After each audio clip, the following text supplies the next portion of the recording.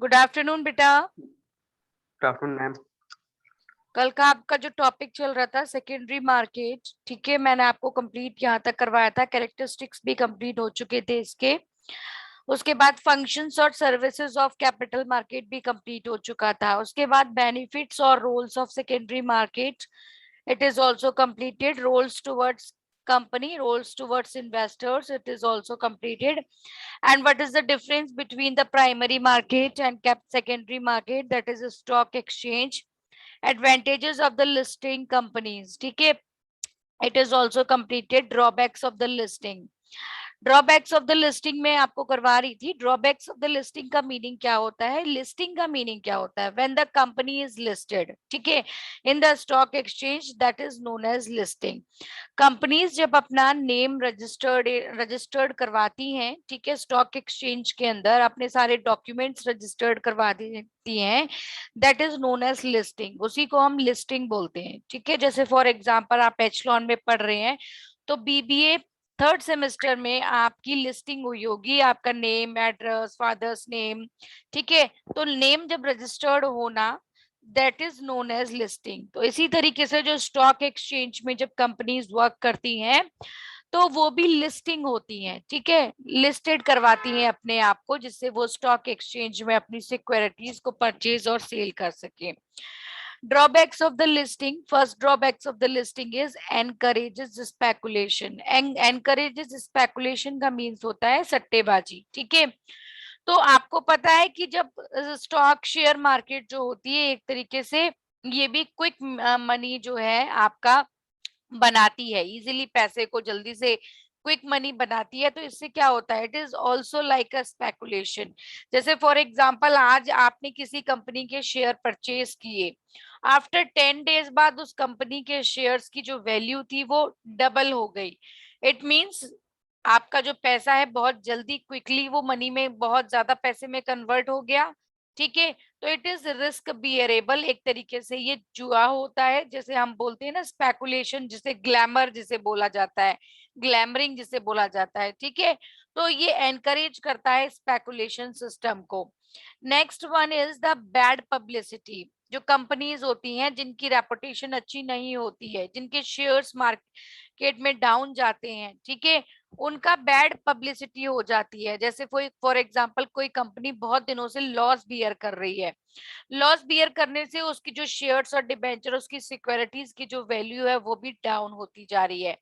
अब जब वो डाउन होती जा रही है, तो उससे क्या होता है, उसकी जो रेपुटेशन होती है मार्केट के अंदर उस पर्टिकुलर कंपनी की, वो बैड पब्लिसिटी हो जाती है, ठीक है। नेक्स्ट देखिए, लीगल रिक्वायरमेंट्स ऑफ लिस्टिंग। कौन कौन सी लीगल रिक्वायरमेंट है लिस्टिंग के लिए? First one is compulsory by the amendments of the companies act. जो लीगल रिक्वायरमेंट है कि कंपनीज अमेंडमेंट एक्ट के थ्रू कंपनीज लिस्टेड होना बहुत जरूरी है। A public limited company meeting a public issue through the prospectus has to get its share listed on the stock। ठीक है, जो कंपनीज होती हैं वो अपने प्रोस्पेक्टस इशू करती हैं और उसके थ्रू वो अपने आप को लिस्टेड कराती हैं। नेक्स्ट आता है आपका सेंट्रल गवर्नमेंट। जो सेंट्रल गवर्नमेंट होता है थ्रू से भी can force any existing company. जो सेंट्रल गवर्नमेंट होता है वो सेबी के थ्रू फोर्स कर सकता है किसी भी एग्जिस्टिंग कंपनी को to get it share listed on a stock exchange, कि वो अपने शेयर्स को लिस्टेड कराए, ठीक है।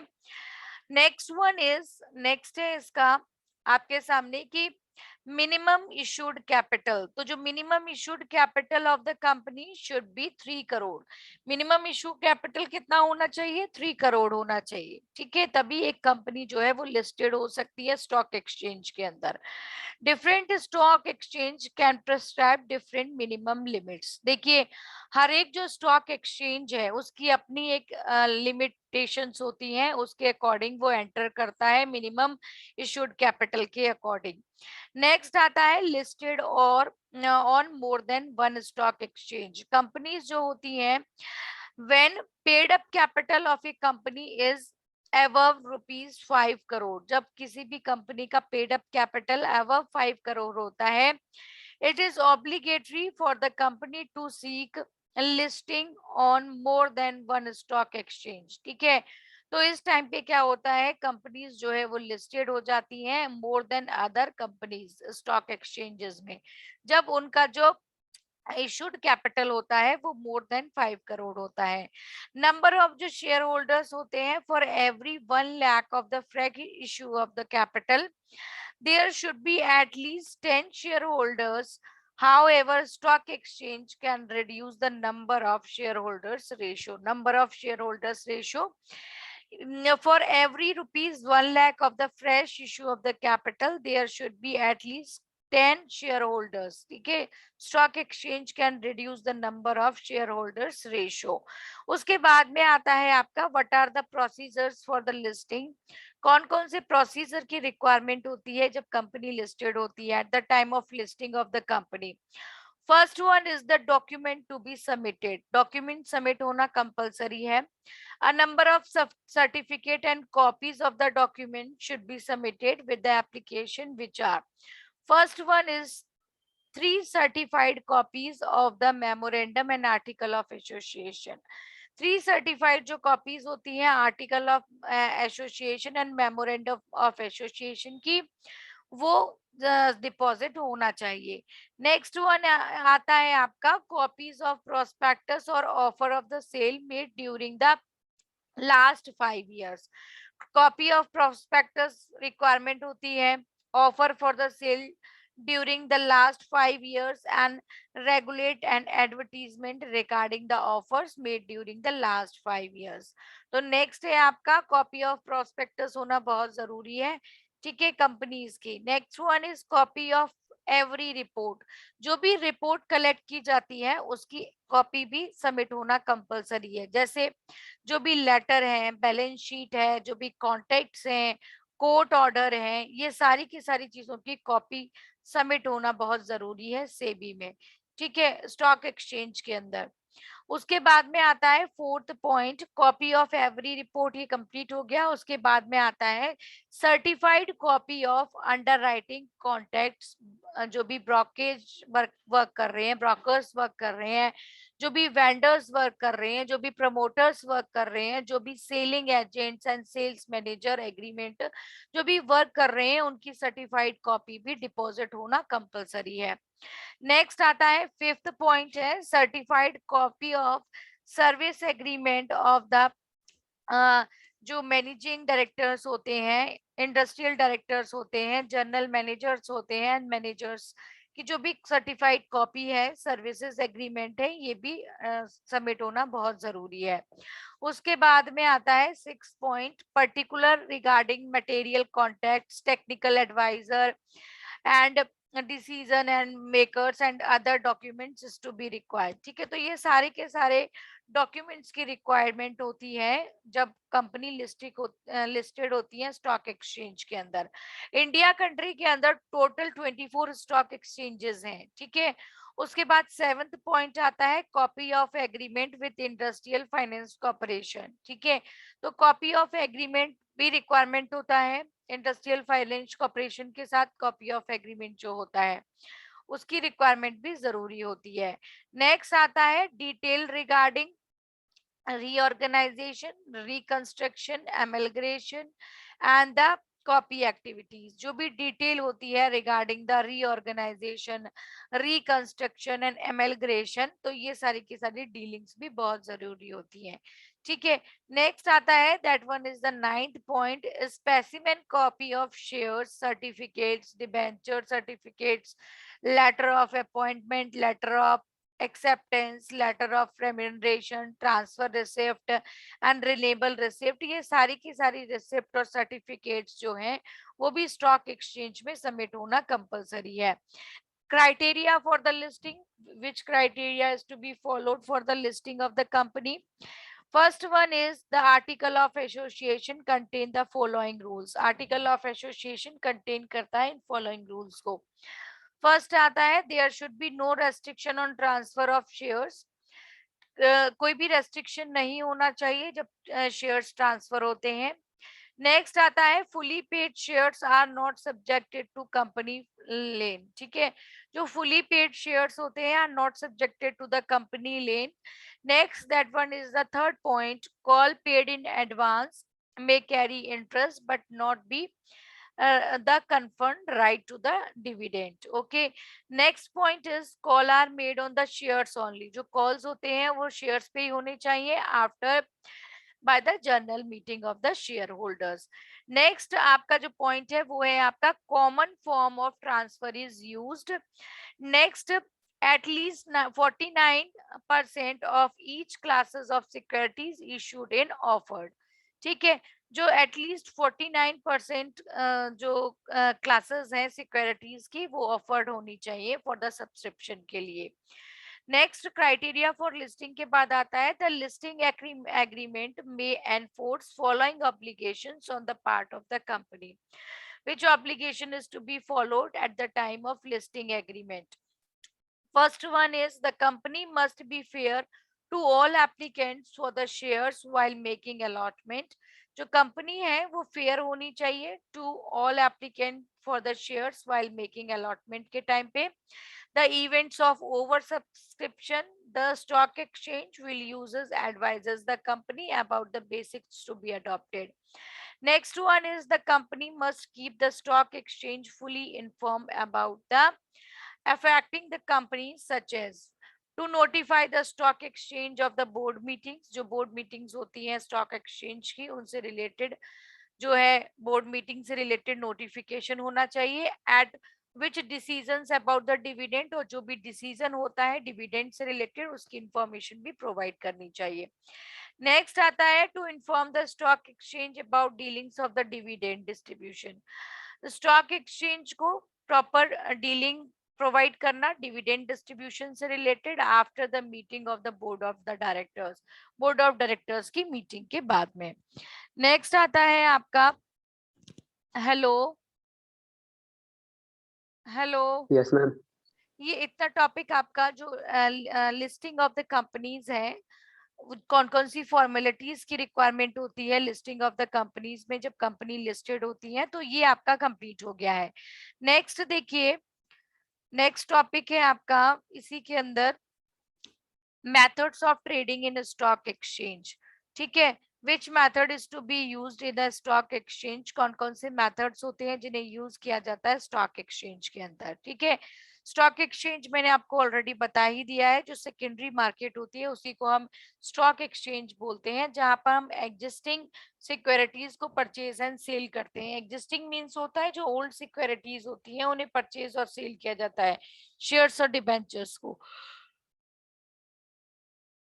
नेक्स्ट है आपका methods of trading in a stock exchange. Stock exchange के अंदर कौन कौन से मेथड्स को यूज किया जाता है.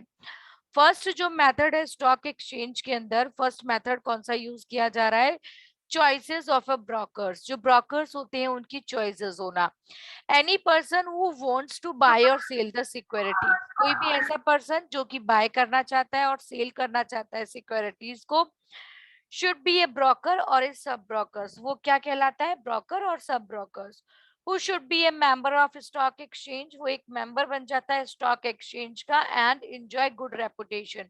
और वो enjoy करता है good reputation को. एक good and जो एक अच्छा ऑनेस्ट ब्रोकर्स होता है कैन एंश्योर फेयर डीलिंग. वो हमेशा ही फेयर डीलिंग करेगा अपनी जो शेयर होल्डर्स होते हैं उनके साथ में.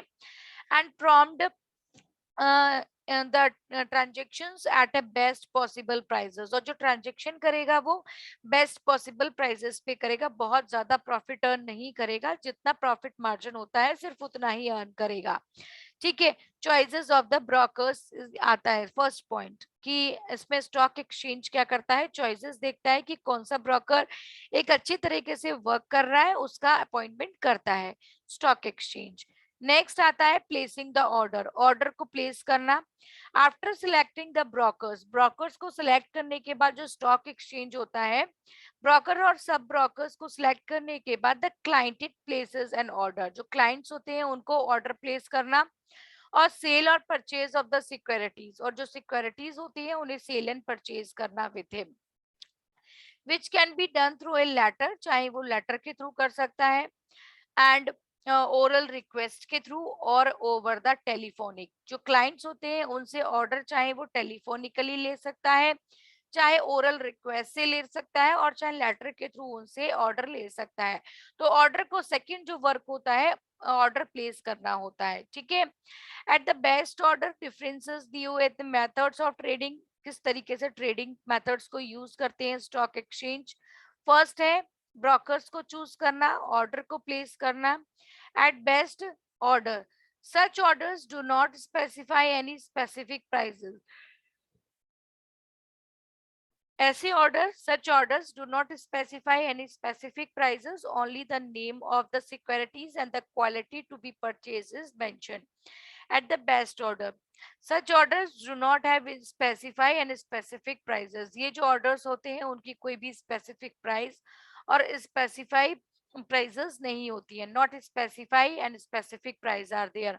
Only the name of the securities and the quotations to be purchased is mentioned. सिर्फ उसमें क्या मेंशन होता है, नेम मेंशन होता है, सिक्योरिटीज मेंशन होती है, and quality to be purchase in it is to be mention, ठीक है। उसमें जो भी क्वालिटीज होती है, सिक्योरिटीज जो भी होती है परचेज से उससे रिलेटेड मेंशन होता है। The client leave the prices, जो क्लाइंट होता है प्राइजेस को लीव करता है to the brokers. For example, the order can be like this: purchase 5000 PNB equity shares at the best, ठीक है।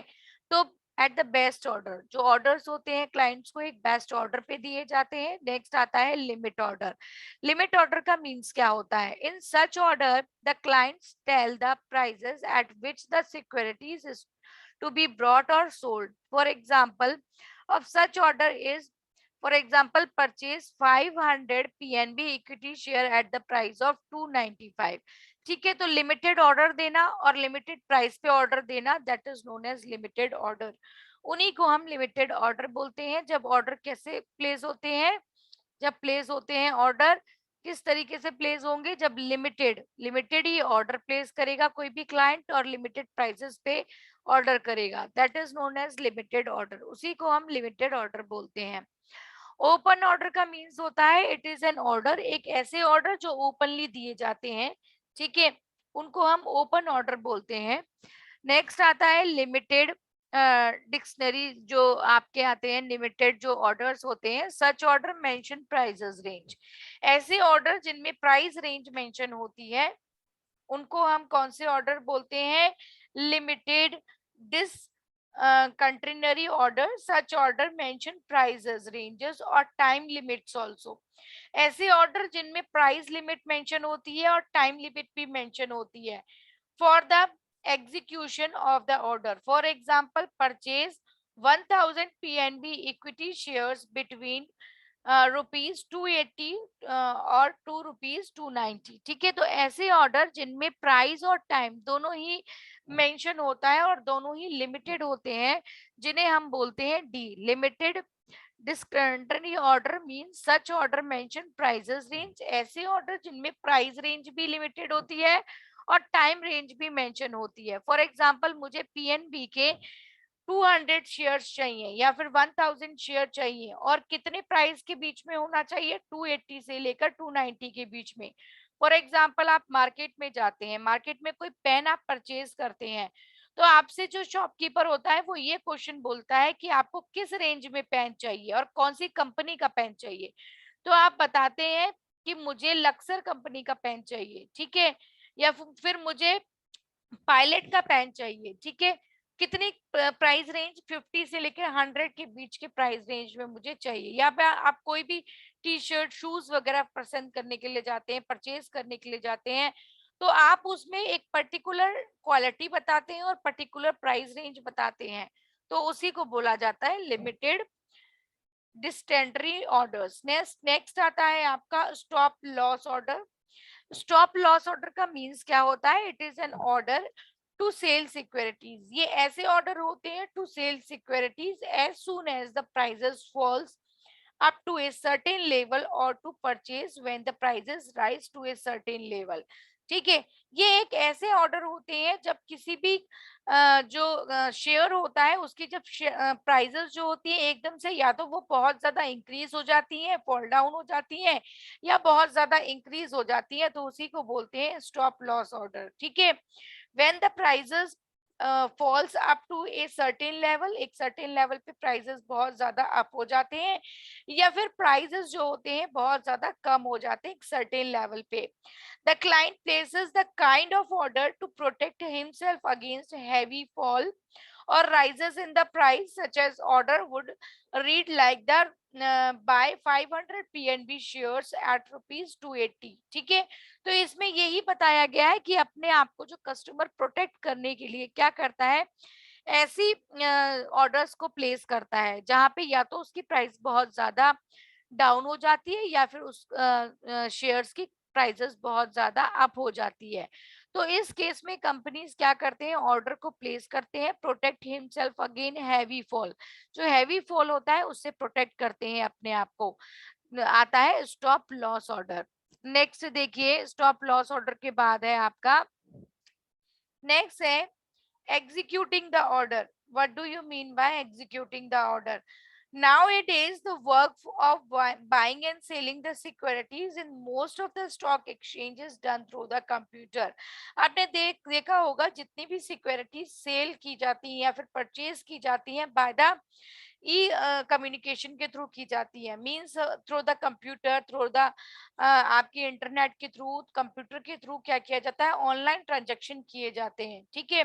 तो उसी को बोला जाता है executing the order. Suppose a broker, एक मान लीजिए कोई ब्रोकर है, wants to buy 500 PNB shares, वो 500 पीएनबी के शेयर परचेज करना चाहता है और वो 280 के परचेज करना चाहता है। He will enter, this is the side of the computer of the exchange, there may be seller of the this particular share eight A various prices. उसमें क्या होता है, बहुत सारे सेलर्स होते हैं एक पर्टिकुलर प्राइसेस पे एट वेरियस प्राइसेस ऑल्सो। ठीक है। तो that is known as executing the order. जब ऑनलाइन ट्रांजेक्शन की जाती है, ठीक है, जब सेलिंग एंड परचेजिंग कहाँ पे की जाती है, ऑनलाइन की जाती है, तो उसे ही हम बोलते हैं executing the order. Executing the order में बहुत सारी फैसिलिटीज होती हैं, जैसे ऑनलाइन काफी सारे कस्टमर्स आ जाते हैं सिक्योरिटीज को परचेज करने के लिए। नेक्स्ट आता है preparation of the contact note. What do you mean by the contact note? As soon as the detail matured, the brokers prepare। जो ब्रोकर्स होते हैं वो क्या प्रिपेयर करते हैं, देखिए आगे का जो पॉइंट है आपका, preparation of contract notes. Preparation of contract notes means होता है as soon as the deal matured the brokers prepare contract note. जो ब्रोकर्स होते हैं वो कॉन्टेक्ट नोट को प्रिपेयर करते हैं, in which the particulars are to be mention, जिनमें बहुत सारी चीजों को मेंशन किया जाता है। फर्स्ट है name and quality of the security, क्या नेम है उस सिक्योरिटी का, कौन से शेयर्स हैं, प्रेफरेंस शेयर्स हैं, इक्विटी शेयर्स हैं, कौन से डिबेंचर्स हैं। उसके बाद में ब्रॉट और सोल्ड। उसके बाद में सेकंड पॉइंट आता है prices at which the deals has been settled. Prices कितनी है जो सिक्योरिटीज है उनकी। उसके बाद में आता है ब्रोकेज और कमीशन टू बी पेड, कितना हमें ब्रोकेज और कमीशन पेमेंट करना है इस पर्टिकुलर सिक्योरिटीज के ऊपर। नेक्स्ट आता है डेट ऑफ सेटलमेंट क्या है। उसके बाद में आता है चॉइस ऑफ डिलीवरी। ठीक है। तो डिलीवरी की चॉइसेस भी डिपेंड करती हैं कि कौन सी प्रोडक्ट की आपको डिलीवरी करनी है। ठीक है। तो ये आता है preparation of the contact note, जो कि प्रिपेयर किया जाता है बाय द ब्रोकर्स। नेक्स्ट देखिए settlement of the transaction, different transaction is to be settled, different transaction is to be settled, settlement of the transaction। first आता है spot delivery system, weekly settlement, settlement of the forward delivery contracts and carrying over a, और उसके बाद आता है next जो system आता है आपका rolling system. What do you mean by the rolling system?